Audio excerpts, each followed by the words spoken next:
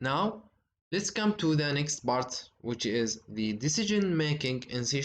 What is the decision making? Simply, if you have a condition and this condition, if it is satisfied, then I will do something. Otherwise, I will do something else or I will do nothing, for example. How to create a decision making in C#?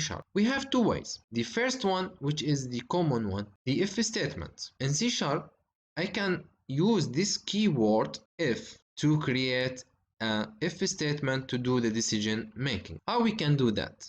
I will use the if keyword and then I will open the parentheses and then I will write my condition, and then I will open and close the curly brackets and I will write my code inside these curly brackets. If this condition is satisfied, the compiler will execute this code. Otherwise, the compiler will go to the next if, which is else if. This is optional. You can create else if and you can just create if without else. Now, if this condition is not satisfied, the compiler will come to the next part, which is here in this example, else if. If this condition is satisfied, the compiler will execute this code.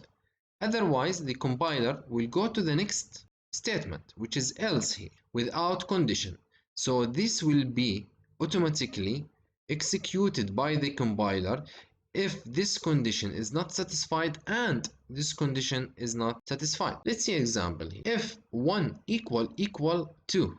If this condition is satisfied, the compiler will execute this. But here this is false. So the compiler will jump into the next if statement.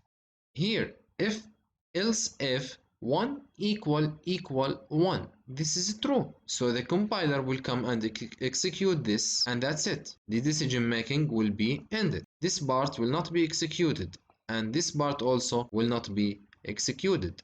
Only this one will be executed. What if this is not true? If we change this condition to be, for example, 2 equal 1, which is false, so the compiler from the beginning will come. Here the condition is not satisfied, so the compiler will jump to the next. And here also, let's say it's false, the compiler will go to the default one and will execute this code.